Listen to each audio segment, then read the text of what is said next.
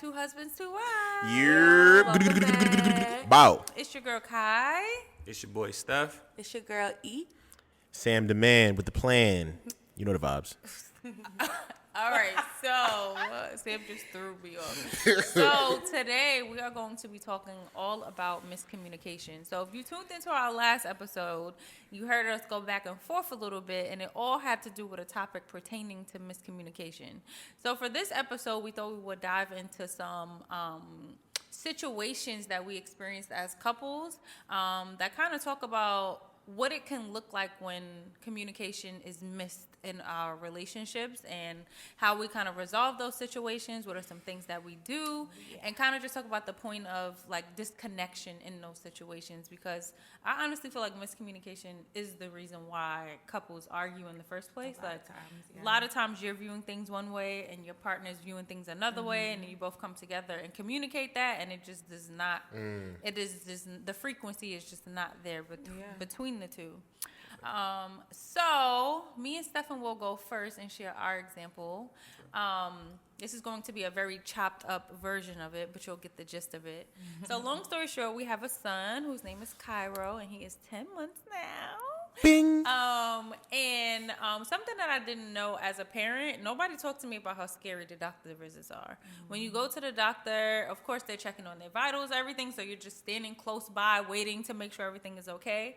But they also talk to you about things developmentally. This is my first baby, Stefan's first baby. He knows more about kids than I do, but I was not expecting to have the fear that you have when you go into doctor visits, making sure that your kid is hitting each of these milestones, because they pull out essentially a computer that shows you a chart that tells you where your baby should be based on how old they are.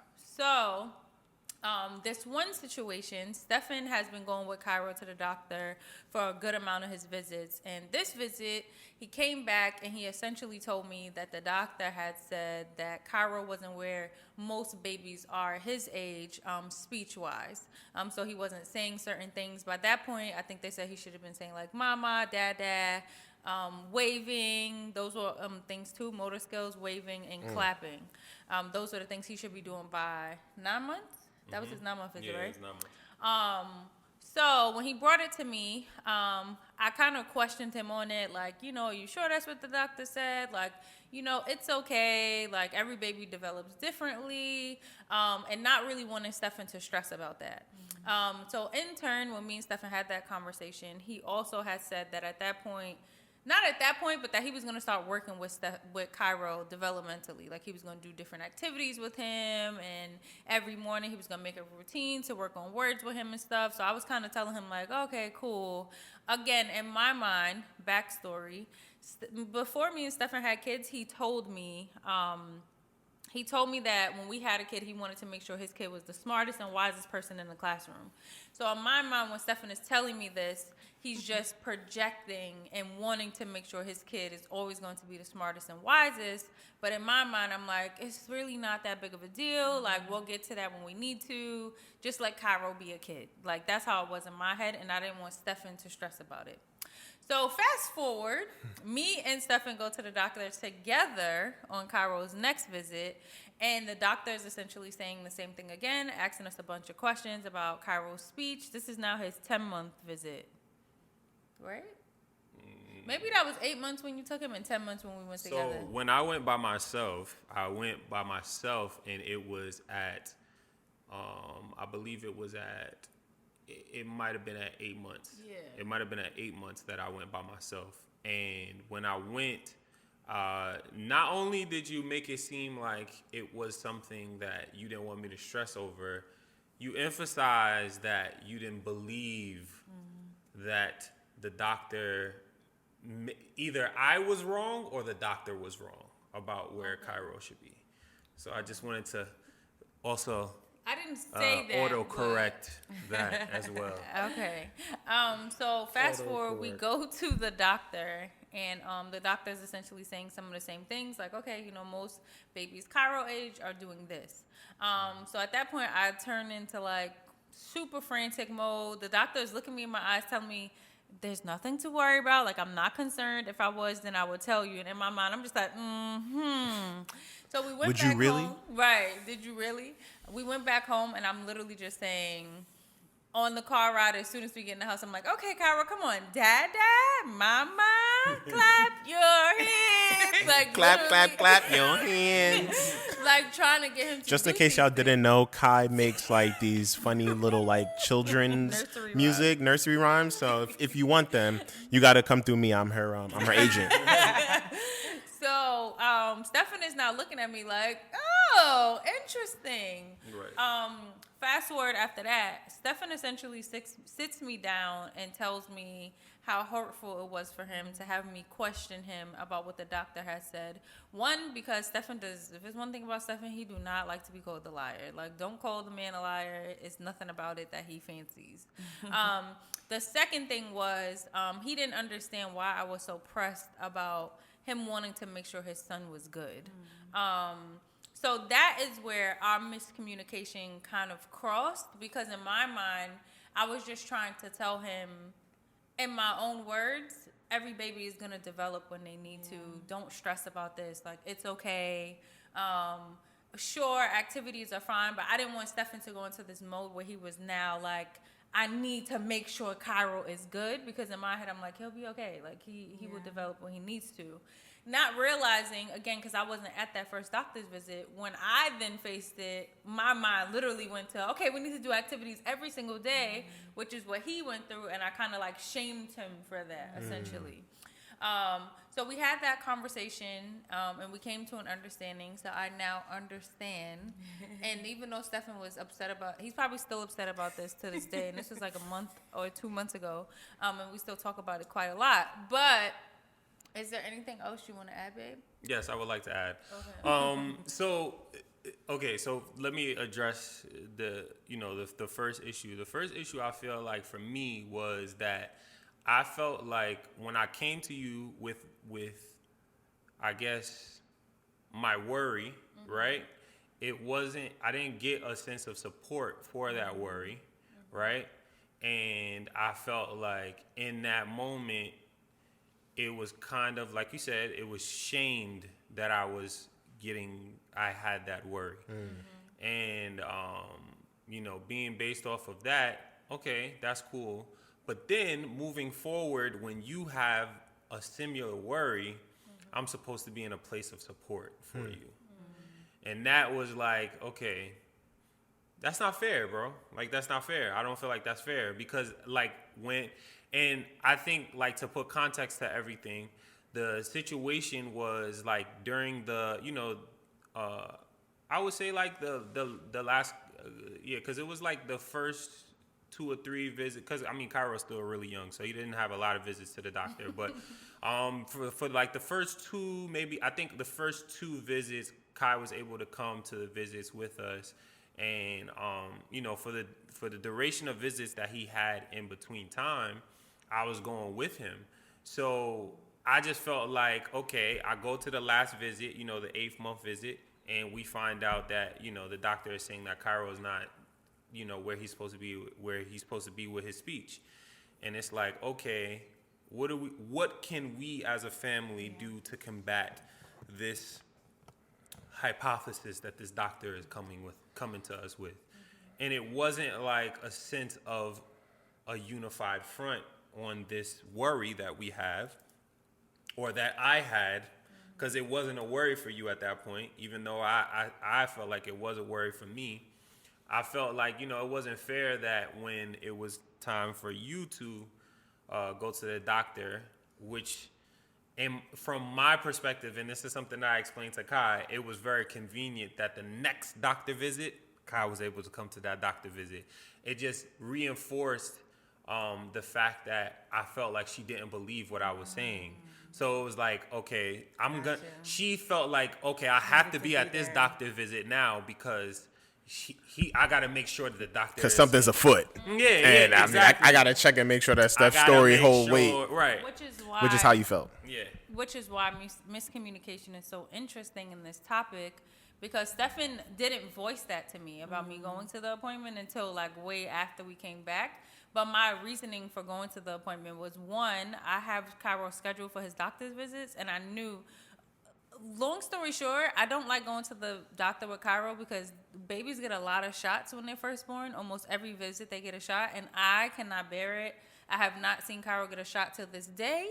So daddy takes his son to the doctor because I cannot take it. So I knew for this appointment, they weren't giving him any shots, which ironically we got there and they're like, yeah, no shots, but we're actually going to take his blood today. Anyway, so in my mind, I'm like, I can finally go to an appointment, one, because I have free time in my schedule at work, and he not getting no shots. So mommy could go to the doctor. But in Stefan's mind, he's thinking one way, and in my mind, I'm thinking another. So now he's looking at me like, you're only here because you want to make sure the doctor says something. And in my mind, I'm like, I'm just here because he ain't getting no shot. Right. And I mean, that, like I said, that wasn't conclusive. Like my thought process wasn't conclusive on that, meaning that it wasn't like a fact that that's what she was doing. That's just how I felt in the moment, because it corroborated everything that I had thought previous to that. So, like, you know what I mean? Like, that was the initiation to the fire. Yeah. But I feel like the other side of that, for me, which was a big issue as well, I feel like you think that I have a problem with you thinking that I'm a liar, right? Which is not necessarily the case. I have an issue, and you can tell me if I'm wrong about this. I have an issue with the fact that I feel like in certain situations, and this one specifically, you are not trusting that I have like a good idea of how to move forward with things or what to do next. Like, I feel like, and the reason why I said that you could tell me if I'm lying about this is, like, when I give Kai a drink or something like that, or just anything to eat, you know what Kai does before she drinks it or eats it? She smells it. Everybody. She smells it. So it's like little things like that, up to like things like this, that all is tied into the fact that I feel like you don't trust what it is that I am doing. Like, so I feel like all of those things are tied into the idea of, okay, Kai just doesn't believe that, you know, I have the like a good idea about this. That's literally how I feel about Sam. Yeah, exactly. So it's like you just don't think that I have a good idea about this. So it's just like, so it kind of, all of those things tie into why I feel, and I could get why you would think that it comes off as you think that I think that you think that I'm a liar, right? And it's not that I think that you think that, it's that I feel like you don't trust what it is that I'm.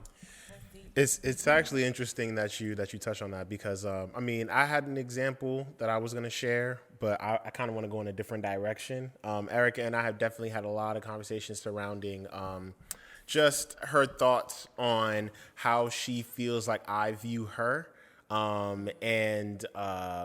Yeah, you want to go ahead and share some of that? Go ahead. No, you go ahead. Oh, okay, good. Okay, and so I don't know why I thought the wavelength was there. Like, we sharing the same thought. No, in the sense of like you. I don't got to throw out disclaimer. And so, like I know that there have been a lot of instances and times when like we've been like, if something isn't done in the house, or depending on how things are supposed to get done or how fast they're supposed to get done, or with the urgency it's supposed to get done. I know that Erica has expressed that she feels like she has to kind of like rush and do things, because if I don't see her doing it, then she feels as if I view her as like someone inadequate. And that hurts a lot to hear your wife say that, because like that's not how I view Erica. And so and I get that, Erica, because that's how I feel. That's how I feel. Yeah. It comes off that way. It comes off that way because it's like why do you feel like you need to make sure that it's right?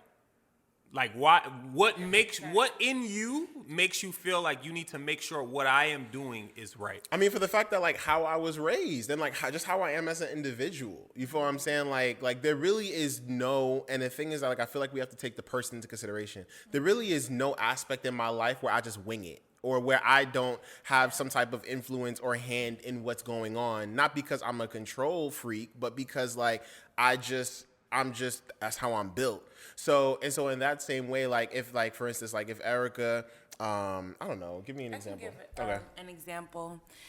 So, and I'm trying to tie in like the miscommunication part. So, I am hopefully going to be getting another job soon in the near future once I get my degree. And yeah, and so. What's your degree in? What's your degree going to be in? TESOL, teaching English to speakers of other languages. Okay. Masters, mommy. And you're a mom, so there's double entendre there. I am. Okay, so. I was trying to thought, Sam, why did you do that? Okay, yes. So I was supposed to be working on a resume. I was supposed to be working on reaching out to people, contacts, networking, all that stuff. And Sam, being the type of person that he is, he would like, I wouldn't even say it was constant, but like he would ask me like, have you started your resume? Or like, did you email this person yet? And for me, I was taking it as like him not thinking that I can do it, or him thinking that like I need someone to check up on me. And I always like say this, and it probably is kind of offensive, but like I don't need you to be my dad right now. And I would always say like my dad doesn't even do that. Why do you feel like you have to ask me and question me? And I remember there was one specific time I was home from work for whatever reason. I don't remember what it was. And it's my day off. So in my mind, I knew that I wanted to get things done, like be productive in terms of the resume and stuff, but I also wanted to chill. It's my day off. So right before he goes to work, he's just like, all right, make sure you're productive today. And I'm just like shut up. Okay, wait. Okay, wait.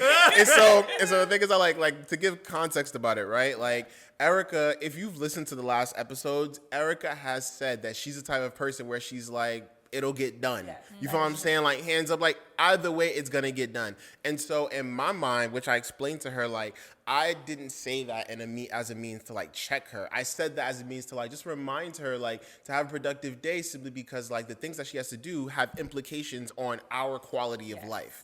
Mm-hmm. And the thing is that like even in me reminding her, asking her about her resume, it's because like I don't want Erica to have to feel forced to choose an option that I don't want Erica not to have options. So in that case, the only way that she can have options is if we do things ahead of time and if she's on top of certain things. And so I don't want Erica to have to feel forced to pick something that she doesn't want to pick, but she has no other choice. Because she wasn't on top of it, yeah. Or because she had that mentality of, it'll work itself out. Because now, like, it's us. Like, we're the ones that have to work it out in the sense of, like, obviously we're trusting God to work it out for us, but, like, we have to do the actual work. There are no parents here to, like, be that safety net. Yeah. And I'm already not built in a way to where I'm going to ask anybody for favors. So it's like, I need you to like do your part as the partner or other person in this relationship to make sure that like we're good. And the only way that we can make sure that we're good is if you're doing like the stuff that you need to do. I have a question for you though, Sam, because in the past, I don't know if you mentioned on the podcast yet, why do you think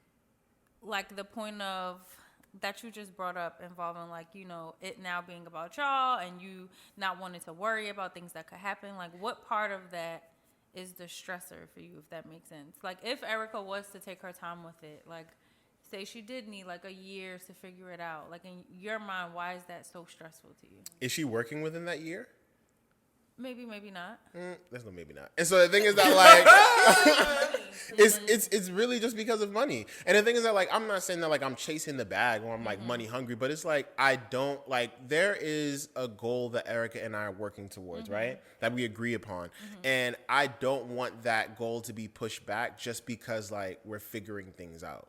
Okay. Like at the end of the day, like we do have another life that is depending on us, and I don't want us to have to be in a place to where it's like, oh man, we going through it. Like, are we gonna have hard times? Yes, but at the same time, like we don't have to have hard times if we're we're doing the work now to make sure that making sure that Erica has the job that she wants for the future. So in me bringing it up, in times when I do things like that, it's not necessarily like me seeing Erica as one who's just a forgetful child. No, but it's like, I know that this is my partner. I understand what her strengths and weaknesses are to a certain extent. And I know that there have been times when for instance, it'll be the end of the day and Erica will be like, I was supposed to do this, and this. I didn't get to do it. Okay, all right, I got to make a list. I didn't want that to happen if she had the day off. And plus, like I said, the implications of her actions directly impact me and impact our family. Yeah. But how much of everything that you just said do you, at points of when you feel like you have to apply what you just said, right, via speaking to Erica about what you feel like she should be doing, how much of that do you think of how it can be perceived? How much of that, how often do you think of how you can be conveying what you just explained, how that can be perceived by Erica? The thing is that before I didn't really think about it a lot, but now I feel like I do think about how what it is that I'm saying, what it is that I'm doing is going to be perceived or received. And what I found is that even in trying to be the most careful and even taking the other person in consideration, there still could be miscommunication. Because there have been times where Erica's tried to take me in consideration with things that she does, and it's still miscommunication. It's vice versa. And so in that way, it's just I'm happy that she said to me, well, because initially, when I said that to her, make sure you have a productive day, she did have a little bit of an attitude, but I let it go. I came back and I was I ain't feel that response back. And she said what she said to me, and I explained to her why I said what I said and what it was motivated by. Not necessarily me seeing her as inadequate, but me wanting her to be good. Honestly, a lot of my reaction comes out of me wanting Erica to be good. I was gonna say too that I think that Sam's fear, and hope you don't mind me sharing what you said your fear is, but Sam's, one of his fears is of being broke, right? That's what you said, or just not having money. Yeah, and so I think that because of that, I wouldn't say almost everything that he does, but a lot of how he moves he operates out of that fear. But to me, it comes off as him being on top of me and not trusting me and being my dad. And it's just it definitely, I think that's where a lot of our miscommunication comes in, because I perceive it a completely different way. And I will say that recently, because we've already had so many conversations about it, I could definitely tell that Sam has been working on his delivery. And so now it's just up to me to not always take things so personally. So I have to remember in the back of my mind, okay, Sam's reminding me to do something. It's not because he thinks I'm inadequate. It's not because he thinks that I'm lazy or I'm this child who needs to be reminded. It's because he really is scared that if we don't do this thing, things aren't going to work out in the future. And then in addition to that, also it's also me just being me. Anyone that knows me just knows that's how I am. And I'm not saying that this is me and I'm not going to change. I've definitely, like Erica said, I've definitely toned it down. But the thing is, I also don't want to neglect or ignore who I am just because it could sometimes rub my wife the wrong way. I'm obviously going to take my actions into consideration, but I still need to be the person that I am in our relationship, because that's the person that she fell in love with, the person that takes charge, the person that's the leader, the person that is filling in the cracks or the blanks, even when we're confused, and even when she's feeling confused or we don't know where we're going in the relationship. So it's I still need to be who I am, but at the same time, I do need to kind of turn the volume down a little bit to where my wife doesn't feel as if that I'm checking her every single time, because I don't see her as inadequate. Kai would tell y'all, I talk about Erica all the time, every time at work. By the way, I don't know if everybody knows that me and Sam are also coworkers, and he talks about Erica all the time and how adequate she is. All the time. But yeah, it's kind of I don't know if Stefan brought this up in an episode before, but kind of talking about those balances, right? And how we need those, because those are important. So for their relationship, it sounds like Sam is the one that's having not only the money mindset, but more just the getting things done, where Erica may be more of okay, let's let's take a second to just relax. Like, we can have a day to be lazy and not think about that stuff. That's important, because if you're too far over on one way, it can be very bad. And if you're too far over on the other way, that could be very bad. So having that balance and having those moments where both partners could check each other on different things, I think is pretty crucial. So, with that being said, thank y'all so much for listening and sharing. But before we go, I do want to say one thing. I do think that it's important for couples just to create a space to where both parties can openly say what they have to say. And I definitely think that we need to normalize, especially with Black men, expressing your emotions in a very healthy way. So sometimes like it comes out as shouting or this or whatever, in a very toxic, intimidating way. And that's not me making an excuse for Black men or men in general. But what I am saying is that, like, one does need to come to a place to where they're going to share their thoughts and their feelings in a very calm way, to where it's not going to scare the other person or like kind of force them to close up. But at the same time, the other person that's receiving it needs to be receptive and hear and listen and engage in conversation, because that's how we work through a lot of the things and miscommunications that we have, even for Erica and I and Steph and Kai. So definitely want to just encourage everyone or anyone that's listening to this just to gather your thoughts, think about it, pray on it, but at the same time still make sure that you share it and let it out, because holding it in will do nothing but just hurt you and strangle the potential of the relationship that you're in. Yeah. Can I say one more thing too? I forgot who gave us this piece of advice or if it was in a book, but I remember reading or hearing that when you, like, there's never going to be a situation where your spouse or your partner is always wrong, or like, is always wrong. And so what I've had to do is, even in situations where I feel like Sam is the reason for this argument, Sam is the reason for this issue or miscommunication, I literally have to like force myself to think, where did you go wrong? There has to be somewhere, even if it was like something small, there's somewhere that you went wrong. What can you think of that you can apologize for, that you might have contributed to the issue?